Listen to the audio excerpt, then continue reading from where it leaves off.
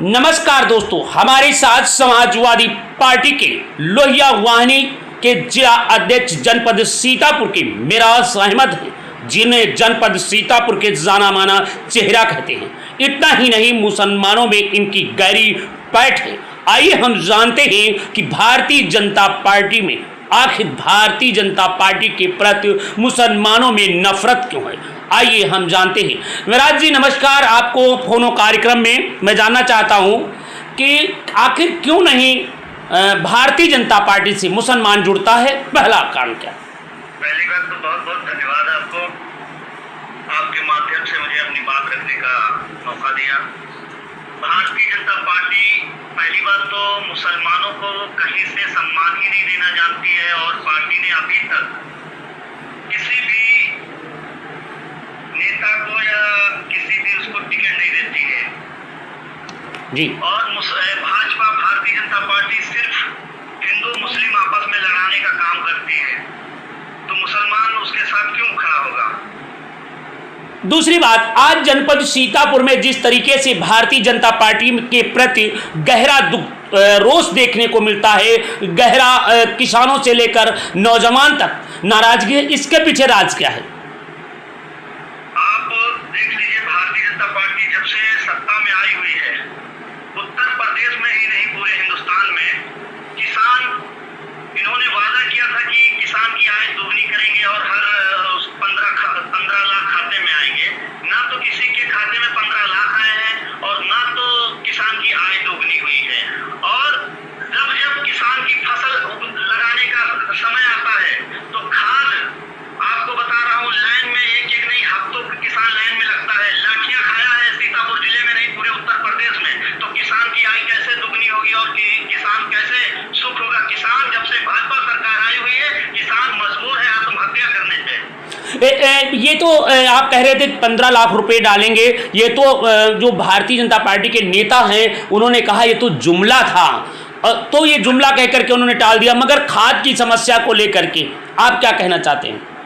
खाद की समस्या को लेकर कहना चाहता हूँ, खाद के मंत्री जो इनके विभाग के मंत्री जी हैं, उन्होंने कहा था कि खाद हमारे पास बहुत ज्यादा संख्या में उपलब्ध है, किसी भी किसान को खाद के लिए लाइन में नहीं लगना होगा। लेकिन आप देख लीजिए, सीतापुर जिले में नहीं पूरे उत्तर प्रदेश में किसान हफ्तों नहीं 15-15 दिन लाइन में लगा हुआ है, पास नहीं मिल रही है। और आपको बता दो, वही पास 500 रुपए 600 रुपए में किसान खरीद रहा है, तो वहां मिल जा रही है जी। किसान सरकार जब से आई हुई, काला बाजारी चरम सीमा पे है जी।